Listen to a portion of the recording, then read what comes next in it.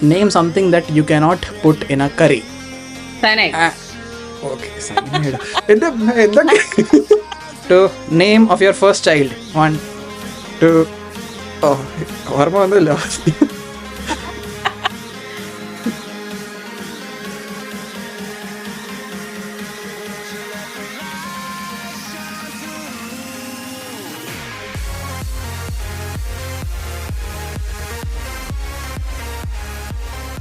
Hello and welcome back everyone to Before We Forget. This is a podcast where we sit down and record the stories that often go untold. The small things, the memories, the laughter, the wisdom, the moments that slip away if we don't talk about it to each other. And I'm your host, Thomas David NC, and in this episode of Before We Forget, we have someone who I have known my entire life, literally. This episode is with none other than my mother, Molly Tensi. And she is a huge nursing officer at one of the best hospitals in Delhi and India, AIIMS Delhi. And she is one of the kindest persons you will ever know. You will have a fun time talking to her. And you will know more about her in this story. So without any further ado, let's welcome Molly Tensi. Hello അമ്മേ, എങ്ങനെയുണ്ട്? സുഖം. അടിപൊളി. മമ്മീനെ പറ്റി ആൾക്കാർ കുറേ പറയുന്നുണ്ട്, എനിക്കും കുറേ പറയാനുമുണ്ട്. മമ്മിയുടെ വയന്ന് എല്ലാവർക്കും കേൾക്കാൻ ഭയങ്കര ആഗ്രഹമായിരിക്കും എന്ന് എനിക്ക് തോന്നുന്നു. അപ്പോൾ മമ്മി ഒരു ഇച്ചിരി ഇൻട്രൊഡക്ഷൻ, മമ്മി എവിടെ നിന്ന്, ആരാ, എങ്ങനെ ചെയ്യണോ, എന്താ ചെയ്യണോ? ഞാൻ എന്നെ പറ്റി പറയുവാണെങ്കിൽ എൻ്റെ പേരറിയാം, മോളി ടെൻസി. ഞാൻ ഇപ്പം വർക്ക് ചെയ്യുന്നത് ന്യൂറോ സർജറി OT-യിൽ ANS ആയിട്ട് വർക്ക് ചെയ്യുന്നു. ബേസിക്കലി ഞങ്ങൾ ഹൈറേഞ്ചുകാരാണ്. എൻ്റെ ജനനം ഹൈറേഞ്ചിലായിരുന്നു, പക്ഷെ വളർന്നത് കണ്ണൂരാണ്. അത് കഴിഞ്ഞ് കല്യാണം കഴിഞ്ഞ് പോയതും ഹൈറേഞ്ചിലേക്ക് തന്നെ. ഇപ്പം നമ്മൾ താമസിക്കുന്നത് ഡൽഹിയിൽ എയിംസിന്റെ ക്വാർട്ടേഴ്സിൽ താമസിക്കുന്നു. പക്ഷെ വീട് വെച്ചേക്കുന്നത് തൊടുപുഴ, അവിടെ സെറ്റിൽഡ് ആണ്. ഇനി എന്താ പറയാ, അത്രയും മതിയല്ലോ? അത്രയും മതിയായിരിക്കും. ഇതാണ് നമ്മുടെ മമ്മിയുടെ ചെറിയൊരു കഥ. Without any further adieus, to know if mummy has a good memory and a sharp memory. Turns out, mummy ആണെങ്കിൽ പണ്ട് എന്നെ മാത്സ് പഠിപ്പിക്കാൻ വേണ്ടി എന്നെ പറയായിരുന്നു, എനിക്ക് 99% ഉണ്ടായിരുന്നു പ്രീ ഡിഗ്രിയിൽ മാത്സിൽ, ഇത് വെച്ചിട്ട്. ആ കാരണം വെച്ച് എന്നെ കുറേ പഠിപ്പിച്ചിട്ടുണ്ട്, കുറേ ഇല്ലാതെ തല്ലുമില്ല. അത് വെച്ചിട്ട് ഇപ്പം മമ്മിയുടെ ആ പ്രീ ഡിഗ്രിയുടെ എല്ലാം ഇവിടെ കാര്യമായിട്ട് വരുമോ എന്നാൽ നോക്കാം. ടീക്കെ, this game is called 3 seconds game. ടീക്കെ, 3 സെക്കൻഡ് മമ്മിക്ക് കിട്ടും. അതിനകത്ത് മമ്മിക്ക് ഞാൻ ഒരു ചോദ്യം ചോദിക്കും, ആ 3 സെക്കൻഡിൽ മമ്മിക്ക് ആൻസർ പറയണം. ടീക്കെ, ഷാർപ്പൻ യുവർ മൈൻഡ്. ടീക്കെ, അത് എന്ത് ചോദ്യം വേണമെങ്കിലും ആകും. ടീക്കെ, മമ്മിയുടെ ഫസ്റ്റ് തിങ് മമ്മിയുടെ മനസ്സ് പറഞ്ഞാൽ അത് പറയണം. ടീക്കെ, ഓക്കെ. 3 സെക്കൻഡ് കഴിഞ്ഞിട്ട് ഞാൻ എന്ന് പറയും, അത് അത്തരം തീർന്നു. ടീക്കെ, will go on to next question. അങ്ങനെ ഒരു 10 questions ഉണ്ട്. ടീക്കെ,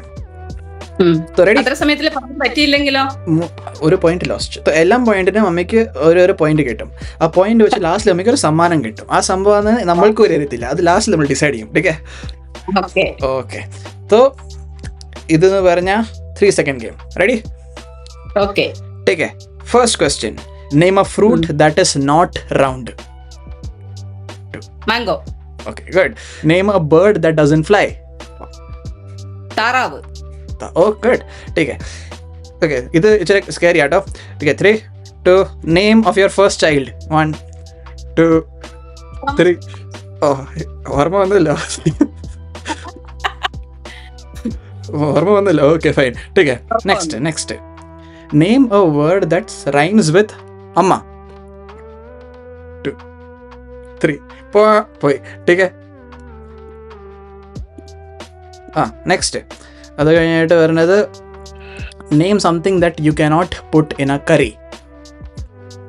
2, 3. Okay, cyanide. എന്തൊക്കെ എന്ത് വേണമെങ്കിലും പറയാം.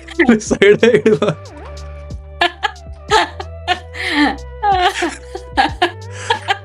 പാവം അപ്പൻ, കുഴപ്പമില്ല.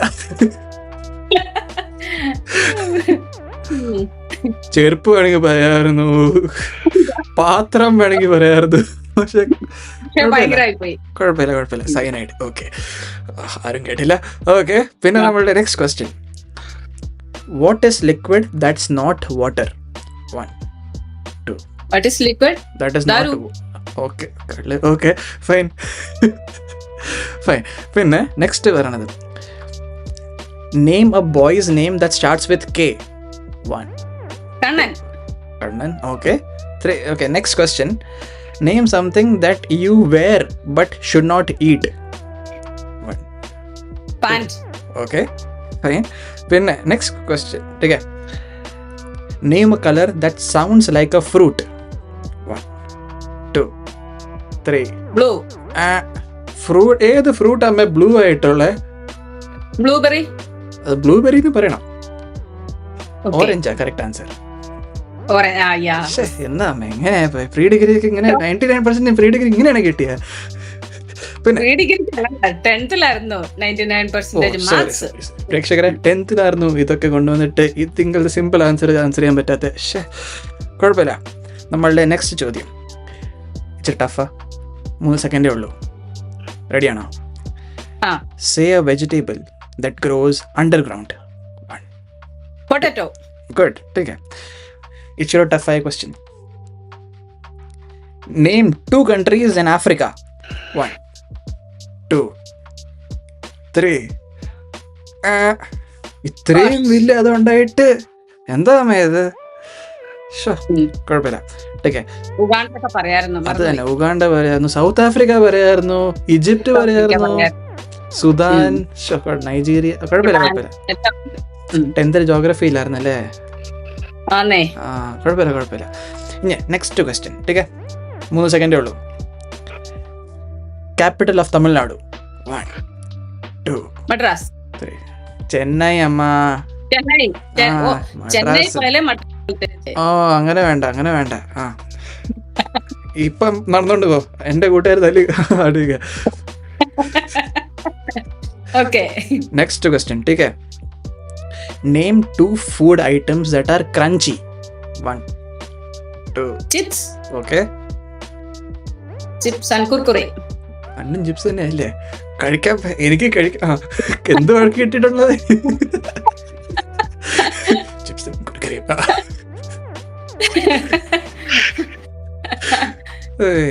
ठीक है. Last question.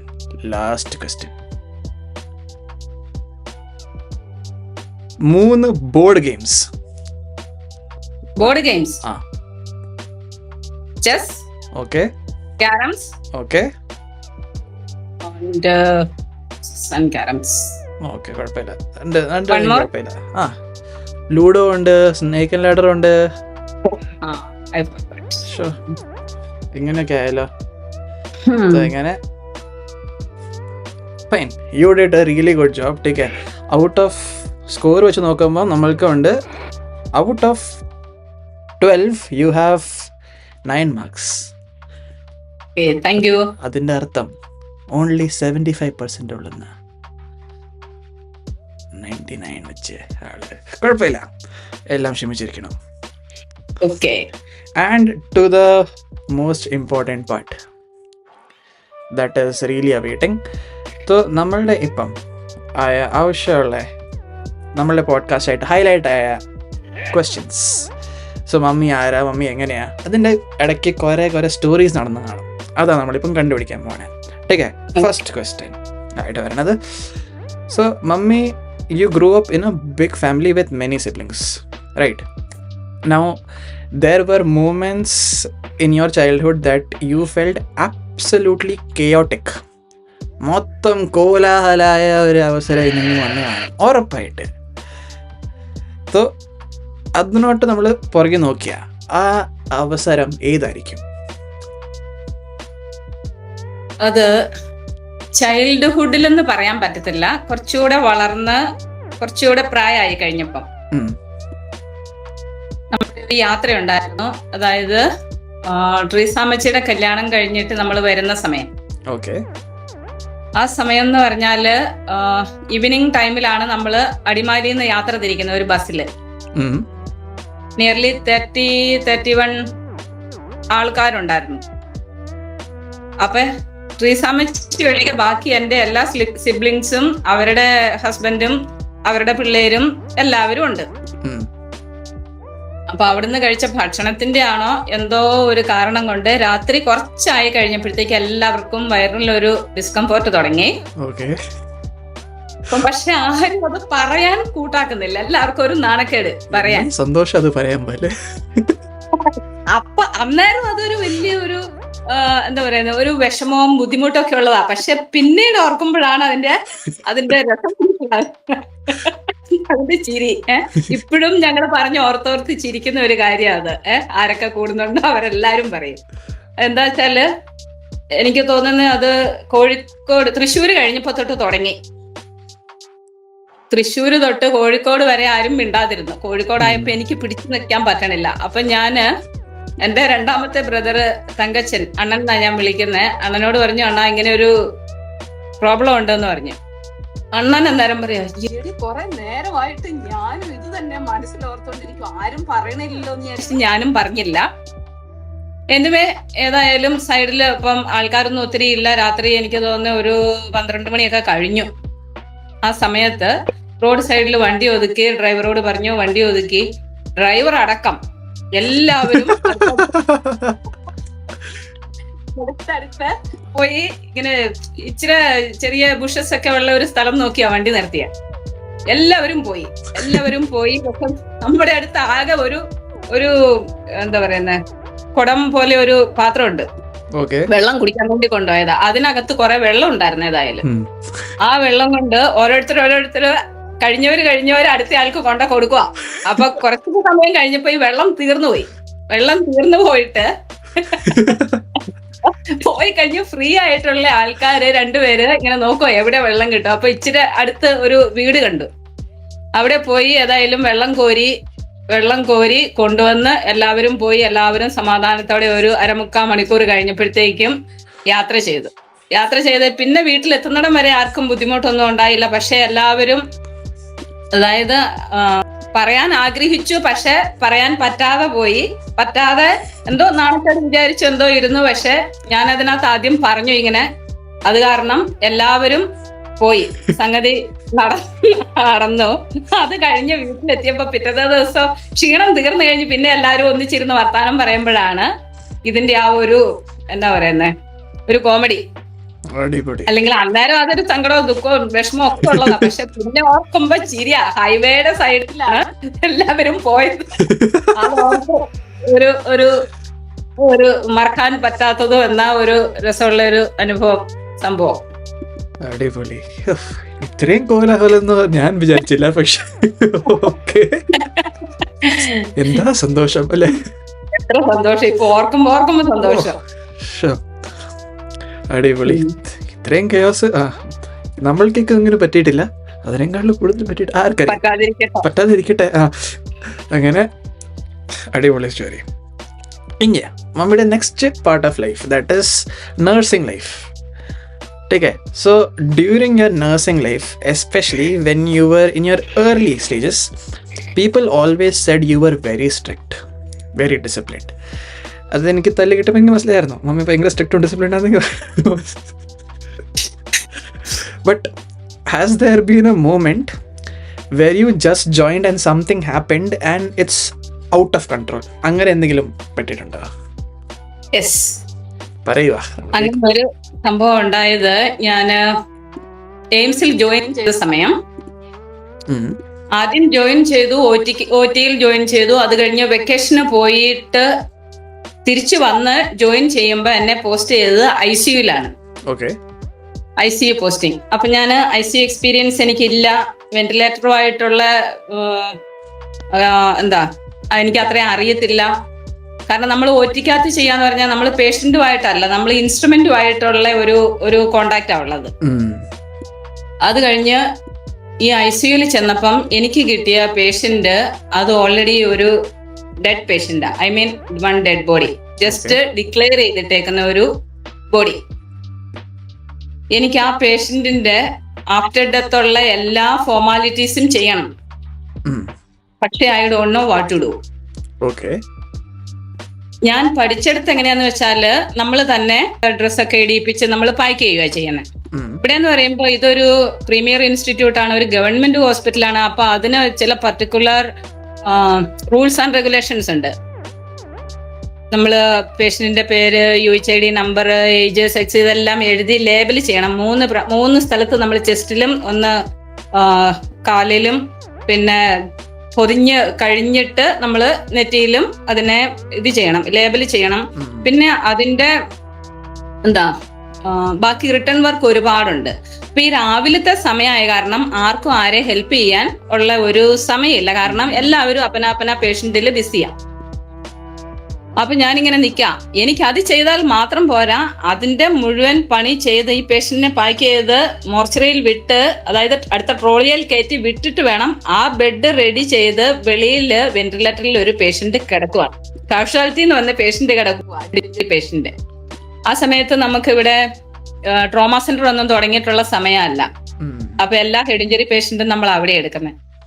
അപ്പൊ എനിക്ക് ഈ പേഷ്യന്റിനെ അസൈൻ ചെയ്ത അന്നത്തെ അവിടുത്തെ ANS ഞാൻ ഇപ്പോഴും ഓർത്തിരിക്കുന്നു. സരസ്വതി എന്ന് പറഞ്ഞിട്ടുള്ള ഒരു മാഡമായിരുന്നു. യാതൊരുവിധ ദയാദാക്ഷിണ്യങ്ങളും ഇല്ലാതെ അവരെനിക്ക് ഇത് തന്നെ തന്നു. She knows better that I don't know anything about ICU. പക്ഷെ അപ്പൊ ഞാൻ ഒന്ന് നിന്ന് വേർത്തു. അത് കഴിഞ്ഞ് എന്റെ വിഷമവും സങ്കടമൊക്കെ കണ്ടിട്ട് കൂടെ ഉണ്ടായിരുന്ന ഒരു അനിത സോണി എന്ന് പറഞ്ഞിട്ട് ഒരു ദീദി, ഹിന്ദിക്കാരിയാണ്, പുള്ളി വന്ന് എന്നെ ഏതായാലും ഹെൽപ്പ് ചെയ്ത് വേഗം ഈ പേഷ്യന്റിനെ ഇതെല്ലാം പാക്ക് ചെയ്യാനും എല്ലാം കൂടി അതിന്റെ ഫോർമാലിറ്റി എല്ലാം തീർത്ത് ഒരു സൈഡിലേക്ക് ആക്കി വെച്ചിട്ട് അടുത്ത പേഷ്യന്റിനെ അവിടെ റിസീവ് ചെയ്തു. അന്ന് ഞാൻ മനസ്സിൽ വിചാരിച്ചു ഇവർക്കിട്ട് എന്തെങ്കിലും പണി കൊടുക്കണമെന്ന്. അങ്ങനെ ഒരു സംഭവം അത്. പക്ഷെ എനിക്ക് എപ്പോഴെല്ലാം എനിക്ക് വിഷമം സങ്കടം തോന്നിയിട്ടുണ്ടോ, അല്ലെങ്കിൽ ഏതെങ്കിലും പിള്ളേര് ഇങ്ങനെ എന്തെങ്കിലും ഇങ്ങനത്തെ ഒരു ഇൻസിഡന്റ് എപ്പോഴെങ്കിലും ആരെങ്കിലും പറയുമ്പോൾ ഞാനും ഓർക്കുകയും ചെയ്യും, പറയുകയും ചെയ്യുന്ന ഒരു സംഭവമായിരുന്നു ഇത്. അതായിരുന്നു ബേസിക്കലി അതായിരുന്നു മമ്മിയുടെ ലൈഫിന്റെ ഒരു വലിയ സ്റ്റെപ്പ്. യെസ്, ഒരു സ്ട്രഗിൾ ആയിരുന്നു അത്. അത് കഴിഞ്ഞ് പക്ഷെ അവിടുത്തെ എല്ലാം പഠിച്ചു. കുറച്ച് നാൾ, എനിക്ക് തോന്നുന്നു 2 വർഷത്തോളം, അതായത് നിന്നെ പ്രഗ്നന്റ് ആയിരുന്നപ്പോഴും ഞാൻ ICUലായിരുന്നു വർക്ക് ചെയ്തുകൊണ്ടിരുന്നത്. അന്നേരം കുഴപ്പമില്ല, എല്ലാം ഒരുവിധം നന്നായിട്ട് അന്നേരത്തേക്കും ഞാൻ ഹാൻഡിൽ ചെയ്യാൻ, മാനേജ് ചെയ്യാനും പഠിച്ചായിരുന്നു. അത് കഴിഞ്ഞിട്ട് പണി കൊടുക്കാനും മമ്മി തുടങ്ങി അല്ലേ? പണി കൊടുക്കാന്നല്ല, പിന്നെ കൊടുത്തു.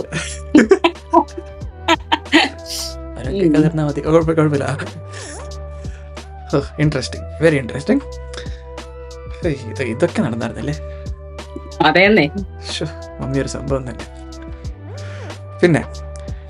പിന്നെ നമ്മളുടെ നെക്സ്റ്റ് സ്റ്റേജ് ഓഫ് ലൈഫ്, നമ്മളുടെ മമ്മിയുടെ ഗ്രോയിങ് അപ്പ് സ്റ്റേജ് കഴിഞ്ഞായിരുന്നു, മമ്മിയുടെ നഴ്സിംഗ് സ്റ്റേജ് കഴിഞ്ഞു. അത് കഴിഞ്ഞിട്ട് അതിൻ്റെ ഇടയ്ക്ക് അതിൻ്റെ ഇടയ്ക്ക് ഒരു സംഭവം, ഒരു ഇമ്പോർട്ടൻറ്റ് സംഭവം, മമ്മിയുടെ കല്യാണം നടന്നു. Right? So in your married life, especially in those very early years,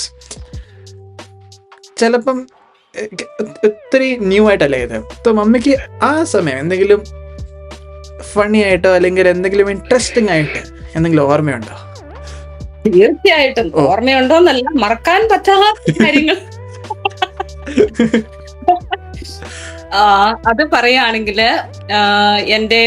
നിന്റെ പപ്പയുടെയും കല്യാണം കഴിഞ്ഞത് 1999 ജാനുവരി 11 ഓർത്തിരിക്കുന്നുണ്ട്. കല്യാണം കഴിഞ്ഞ് എനിക്ക് തോന്നുന്നു ആഫ്റ്റർ 1 or 2 days ഞങ്ങളൊരു ഹണിമൂൺ ട്രിപ്പ് പോകാൻ തീരുമാനിക്കുക. പോകുന്നത് അവിടുന്ന് അടുത്താണല്ലോ നമ്മുടെ മൂന്നാർക്ക് പോകുമ്പോ എനിക്ക് തോന്നുന്ന കൂടിപ്പോയാൽ 30-35 കിലോമീറ്റർ കണ്ടേ ഉള്ളൂ. പക്ഷെ നമുക്കന്ന് വണ്ടിയൊന്നുമില്ല. അപ്പൊ താഴത്തെ വീട്ടില്, ഉണ്ണിച്ചാട്ടന്റെ വീട്ടില് ജീപ്പുണ്ട്. അത് ഓടിക്കുന്നത് പപ്പയുടെ ഒരു കൂട്ടുകാരന്. അതന്നെ ഉണ്ണിച്ചാട്ടന്റെ വീട്ടിലെ ജീപ്പാണോ അതോ ഇനി കൂട്ടുകാരന്റെ ജീപ്പാണോ എന്നും എനിക്ക് കൃത്യമായിട്ട് അറിയത്തില്ല. ഏതായാലും ഒരു ജീപ്പുണ്ട്. അപ്പൊ അതില് ഞങ്ങൾ രണ്ടും പോകാന്ന് ഇങ്ങനെ വിചാരിച്ചിരിക്കുമ്പം പപ്പയുടെ ചേട്ടൻ മരിച്ചുപോയി, ടോമിച്ചേട്ടൻ പറഞ്ഞു ഞങ്ങളും പോരുന്നുണ്ടെന്ന് പറഞ്ഞു. അപ്പം പുള്ളിക്കാരന്റെ വൈഫും ഒരു കൊച്ചും. അപ്പം പറഞ്ഞു ജീപ്പിൽ പിന്നെ സ്ഥലമുണ്ടല്ലോ, നമുക്ക് എന്റെ ഒരു കൂട്ടുകാരനുണ്ട്, അവരെയും കൂടെ വിളിക്കാന്ന് പറഞ്ഞു. അപ്പൊ ചേട്ടനും ഫാമിലി ആയി ഓൾറെഡി, അത് പിന്നെ പോട്ടെ, നമ്മുടെ ഫാമിലി പോട്ടെ, ചേട്ടന്റെ കൂട്ടുകാരനും ഫാമിലി, ഇമാജിൻ. എങ്ങനെയായാലും അവര് ഹസ്ബൻഡ് ആൻഡ് വൈഫ്, അവരിച്ചിരി മിഡിൽ ഏജ്ഡ് ആ സമയത്ത്. അവര് രണ്ടുപേര്, ചേട്ടൻ ഫാമിലി, ഞങ്ങള് രണ്ടുപേര്, പിന്നെ ഈ കൂട്ടുകാരൻ വണ്ടി ഓടിക്കുന്നവൻ.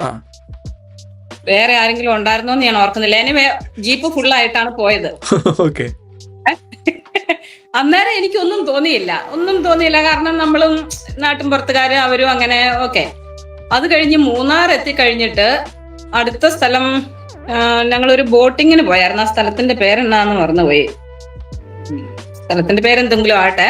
അവിടെ പോയി നമ്മള് സ്പീഡ് ബോട്ടിൽ പോകാൻ വേണ്ടിയിട്ട് ഇങ്ങനെ ബോട്ടേ കയറി കഴിഞ്ഞപ്പോ പപ്പയ്ക്ക് ഇരിക്കാൻ ബോട്ടിൽ സ്ഥലമില്ല. കാരണം ഈ പോയവർ ആദ്യം എല്ലായിടത്തും കേറി നമ്മൾ ട്രിപ്പ് പോകുന്നു, പക്ഷെ പപ്പയ്ക്ക് ഇരിക്കാൻ സ്ഥലമില്ല. പപ്പ അങ്ങനെ എന്താ ചെയ്യുന്നു, വെറുതെ ഞാൻ നോക്കുമ്പോ അപ്പ കേറാതെ അവിടെ നിൽക്കുവാ. ഞാൻ നോക്കുമ്പോ ബോട്ടിനകത്ത് എത്ര പേർക്ക്, 6 പേർക്കങ്ങാണ്ടേ ഇരിക്കാൻ പറ്റുള്ളൂ, പക്ഷെ 7 പേരുണ്ട്. ഒടുവിൽ പപ്പയുടെ ഫ്രണ്ട് ഇറങ്ങി നിന്നിട്ട് പറഞ്ഞു നിങ്ങൾ പൊക്കോന്ന് പറഞ്ഞു. അങ്ങനെ ഞാനും പപ്പയും കൂടെ കയറി ബോട്ടിംഗ് ഒക്കെ കഴിഞ്ഞ് തിരിച്ചു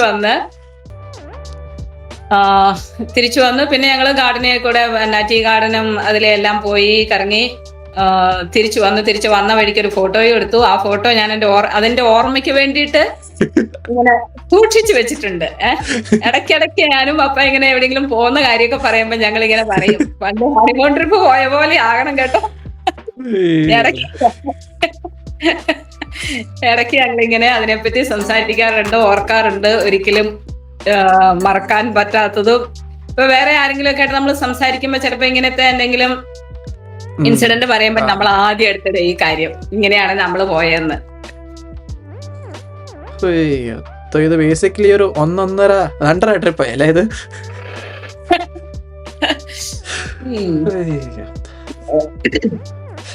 ഇതൊക്കെ ഭയങ്കരമായിട്ട് നടന്നല്ലേ? മമ്മിയുടെ ലൈഫ് ഭയങ്കര ഹാപ്പനിങ് ലൈഫ് ആണല്ലോ. പിന്നെ അടിപൊളി. ഇത് നമ്മളുടെ 3 സ്റ്റോറീസ് എന്നതിന് വേണ്ടി. ഇനിയും സ്റ്റോറീസ് വരും ഡെഫിനറ്റ്ലി. പക്ഷെ മമ്മിയുടെ ലൈഫിൽ മമ്മീനെ ഷേപ്പ് ചെയ്ത 3 സ്റ്റോറീസ് ഇതാ. സ്റ്റാർട്ടിങ് നമ്മളുടെ ഹൈവേ പോയിട്ട് കക്കൂസ് പോയതും, പിന്നെ അത് കഴിഞ്ഞിട്ട് നഴ്സിംഗ് ലൈഫ് പണി കൊടുക്കാൻ പഠിച്ചതും, പിന്നെ അത് കഴിഞ്ഞിട്ട് ഒരു 1.5 ഫാമിലി ട്രിപ്പായിട്ട്, ഹണിമൂൺ ട്രിപ്പായിട്ട് പോയത്. ഇനിയും കുറേ സ്റ്റോറി ഉണ്ട് നമുക്ക് പറയാൻ, പക്ഷെ നമ്മളുടെ സമയം നമ്മളെ പിടിച്ചു വെക്കണം. So thank you so much mummy for joining today. മമ്മിയുടെ സ്റ്റോറീസ് ഒക്കെ അടിപൊളിയായിട്ട് കേട്ടു. മമ്മിക്ക് ഫൈനലായിട്ട് എന്തെങ്കിലും ചെറുതായിട്ട് എന്തെങ്കിലും നമ്മളുടെ പ്രേക്ഷകരോട് പറയാനുണ്ടെങ്കിൽ, എന്തെങ്കിലും ലൈഫ് ലെസൺസോ അല്ലെങ്കിൽ എന്തെങ്കിലും പറയാനുണ്ടെങ്കിൽ പ്ലീസ്. ലൈഫ് ലെസൺ അല്ല, നമ്മൾ പൊതുവെ നമ്മുടെ ജീവിതത്തിൽ വേണ്ട 2-3 കാര്യങ്ങൾ എന്നാന്ന് വെച്ചിട്ടുണ്ടെങ്കിൽ നമ്മൾ സിൻസിയർ ആയിരിക്കുക എന്നുള്ളതാണ്. ഓക്കെ.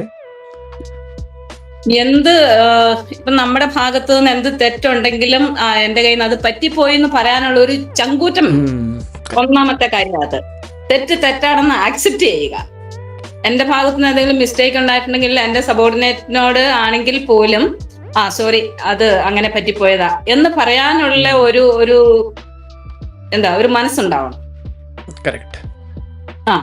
തെറ്റിനെ അംഗീകരിക്കുക, സിൻസിയർ ആയിരിക്കുക.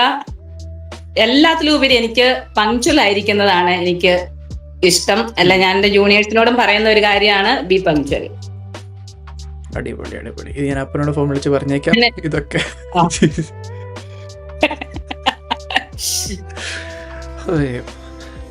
So thank you so much for joining today. Your words were gold today, and I am sure a lot of us loved listening to this, and we'll be back with more. Thank you so much, Amma. Thank you. Okay.